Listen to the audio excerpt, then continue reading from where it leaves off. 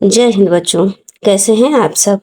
आशा करती हूँ सब आप लोग अच्छे होंगे और मन लगा के पढ़ाई कर रहे होंगे बच्चों। तो आइए आज हम मैथिली शरण गुप्त से जो उनका साकेत है बच्चों, उसे संबंधित थोड़े बहुत प्रश्न कर लेते हैं। हमने कहा है कि ये जो सिलेबस है, पाठ्यक्रम है आपका, कंप्लीट करने के बाद हम बहुत सारे प्रश्नों को करवाएंगे, लेकिन चूंकि थोड़े बहुत सिंपल सिंपल प्रश्न आपको करवा देते हैं जिससे आपके दिमाग में बनी रहे कि क्वेश्चन किस प्रकार से बनेंगे। तो आइए बच्चों प्रारंभ करते हैं। ये देखिए यहाँ से, मैथिली शरण गुप्त की पहली रचना बताइए बच्चों क्या है।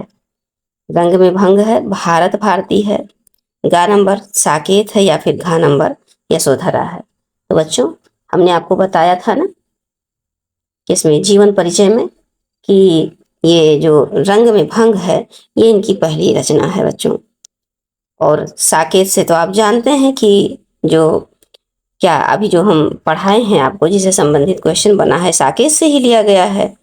ये जो गीत है जिसमें उर्मिला का वर्णन है, उर्मिला के वियोग का वर्णन है, उसमें वो भी साकेत से ही लिया गया है, नवें सर्ग से लिया गया है। साकेत में कुल मिला के 12 सर्ग हैं बच्चों। कितने सर्ग हैं? 12 सर्ग हैं। और जो उनका ये गीत लिया गया है उर्मिला से संबंधित, ये किस सर्ग का है बच्चों? तो ये 9वें सर्ग का है। ये सब बातें आप ध्यान रखिएगा। साकेत में कितने सर्ग हैं? 12 सर्ग हैं। वहीं आपसे पूछ रहे कि कामायनी में कितने सर्ग हैं। कामायनी बच्चों तो इसमें 15 सर्ग हैं। आइए बच्चों नेक्स्ट क्वेश्चन पे चलते हैं। तो आप ये जानेंगे, ये क्वेश्चन नंबर आपका पहली रचना रंग विभंग है। आइए नेक्स्ट क्वेश्चन पे चलते हैं। मैथिली शरण गुप्त को किस रचना पर मंगला प्रसाद पारितोषिक से सम्मानित किया गया है बच्चों? का नंबर यशोधरा, घा नंबर खा नंबर साकेत, गा नंबर भारत भारती, या फिर घा नंबर पंचवटी। तो आप जानते हो बच्चों ये यही आपका जो साकेत है इसी से प्रसिद्ध भी हुए हुए हैं बच्चों।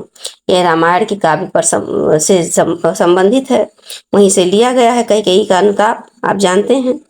और फिर उसके बाद में उर्मिला का वियोग, इस तरह से, और यहीं से प्रसिद्ध हुए हैं और इसी पर इनको मंगला प्रसाद पारितोषिक से सम्मानित किया गया है। ये ध्यान रखिएगा बच्चों, इसको याद कीजिएगा, ये एग्जाम में आपके बन सकते हैं क्वेश्चन, मोस्ट इंपॉर्टेंट में है ये क्वेश्चन। आइए बच्चों next question, question number 3, Maithili Sharan Gupt की काव्य कृति बताइए। लहर है। अब इसमें देखिए अलग अलग कवियों के दिए हुए हैं, इसी प्रकार से क्वेश्चन बनेगा। लहर है, प्रेमांबु प्रवाह है, तीरपथगा है, या फिर ग्राम्य है। तो बताइए बच्चों कौन सा है। लहर तो आपका जानते हैं जयशंकर प्रसाद का है, और ये ग्राम्य बच्चों आप जानते होंगे, युगांत युगवाड़ी ग्राम्य सुमित्रा नंदन पंत का है। बच्चों इनका मैथिली शरण गुप्त की जो काव्य कृति तीरपथगा है, आपने पढ़ा होगा ना, भारत भारती, पंचवटी, यशोधरा, द्वापर, विष्णु प्रिया, झनकार, तीरपथगा, और अनघ, जय भारत, सिद्धराज, इस प्रकार से है नी, जय द्रथ वध, ये मैथिली शरण गुप्त की रचनाएं हैं। आइए बच्चों नेक्स्ट क्वेश्चन पे हम चलते हैं। ये देखिए कंदर्प का पर्याय बताइए बच्चों क्या है। मनसिज है, अनंग है, मनोज है, या ये सभी है, उपयुक्त सभी हैं। बताइए बच्चों। कंदर्प, कंदर्प अर्थात कामदेव को कहा जाता है, तो मनसिज भी कहा जाता है उनको, अनंग भी कहा जाता है उनको, मनोज भी कहा जाता है, अर्थात ये सभी आंसर आपके सही हैं। ये सब किसके? कामदेव के पर्यायवाची हैं बच्चों, कामदेव के पर्यायवाची हैं, कामदेव के ये सभी पर्यायवाची हैं। कंदर्प, मनसिज, अनंग, मनोज, ये सब याद कर लीजिएगा बच्चों। पर्यायवाची भी हम आपसे आपको करवाएंगे। पर्यायवाची हो गया, शब्द विलोम हो गया, सारी चीजें जितना है वाक्यों के एक शब्द जितना आपके पाठ्यक्रम में है सभी हम एक एक करके करवाते जाएंगे। आप बस जुड़े रहिए बच्चों, इसे निरंतर जुड़े रहिए और आपको निरंतर क्लासेस मिलती रहेंगी। और बहुत ही समय से पहले आपका कंप्लीट होगा, एग्जाम से पहले कंप्लीट होगा, और समय भी रहेगा क्वेश्चन आंसर के माध्यम से चीज़ों को समझने का, रिवाइज करने का। तो आइए बच्चों नेक्स्ट क्वेश्चन पे देखिए, निम्नलिखित में से कौन सा युग्म क्या है? संगत है। यहाँ पर देखिए संगत, संगत और असंगत ऐसे घेरा बना लिया कीजिए पेंसिल से। तो भारत भारती जयशंकर प्रसाद का है, लहर प्रेमचंद का है, द्वापर हरिओध का है, या फिर यशोधरा मैथिली शरण गुप्त का है। इसमें संगत बता रहा बच्चों, इसका अर्थ यह है कि इसमें 3 गलत होंगे, मात्र एक ही सही होगा। तो आप जानते हैं कि यशोधरा को मैथिली शरण गुप्त ने लिखा है, बाकी लहर तो आपका जयशंकर प्रसाद का है। इस प्रकार से बच्चों आइए नेक्स्ट क्वेश्चन पे चलते हैं। यहाँ पर देखिए भारत भारती भी आपका किसने लिखा है, मैथिली शरण गुप्त ने लिखा है, और यहाँ पर जयशंकर प्रसाद लगे हुए हैं। प्रेमचंद आप जानते हैं कि क्या कहते हैं, ये गोदान गबन मंगलसूत्र और है बहुत सारे इन्होंने लिखे हैं। आइए बच्चों अब नेक्स्ट क्वेश्चन पे चलते हैं, क्वेश्चन नंबर 6। ये देखिए क्या कह रहा है, मैथिली शरण गुप्त किस युग के, देखिए बच्चों ये मोस्ट इंपॉर्टेंट क्वेश्चन है, किस युग के कवि हैं, इससे संबंधित प्रश्न बन जाएगा आपका। भारतेंदु युग के, द्विवेदी युग के, छायावादी युग के, या फिर प्रगतिवादी युग के बच्चों। तो आप जानते हैं हमने जीवन परिचय में आपको पढ़ाया है कि मैथिली शरण गुप्त द्विवेदी युग के हैं, और द्विवेदी युग कब से शुरू होता है, तो महावीर प्रसाद द्विवेदी से शुरू होता है बच्चों। तो अब आइए नेक्स्ट क्वेश्चन पे चलते हैं बच्चों। क्वेश्चन नंबर 7 क्या कह रहा है, मैथिली शरण गुप्त का जन्म कब हुआ था, बताइए बच्चों। 1886, 1888, गा 1890, या फिर घा 1892। तो बताइए बच्चों, आपको तो पता ही होगा, जीवन परिचय में आपने पढ़ा है। देखिए बच्चों आप जानते हैं इनका जन्म 1886 में हुआ था।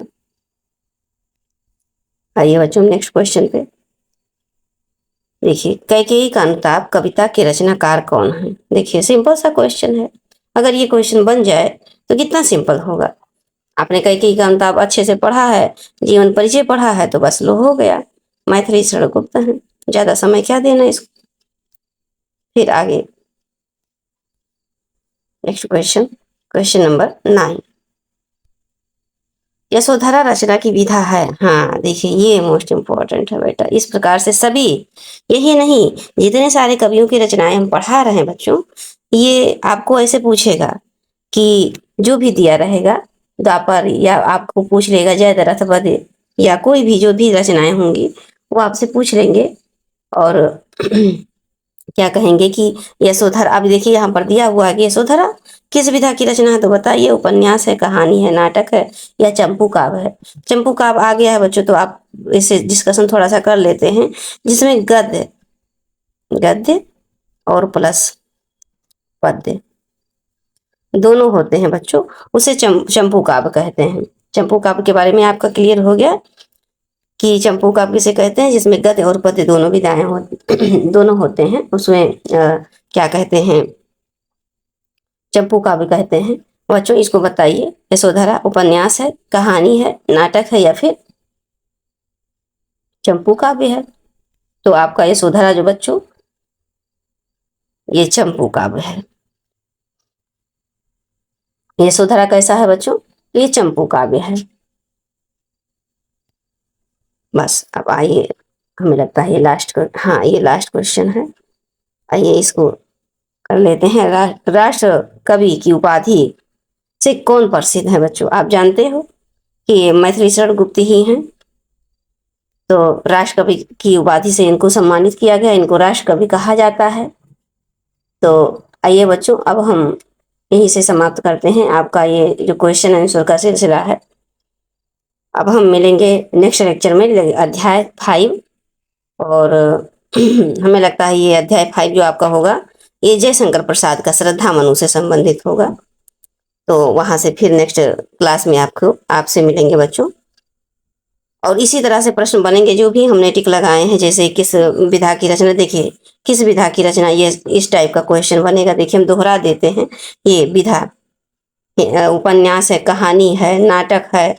तो ये देखिए अब इधर आइए, ये देखिए रचनाकार, अब ऐसे पूछ लेगा रचनाकार, कोई भी चीज ऐसे देखिए, कैकेयी का अनुताप दिया है, कोई भी शीर्षक ले लेगा किसी और कवि का, जयशंकर श्रद्धा मनु किसका है, जयशंकर प्रसाद का है, इस तरह से पूछ लेगा।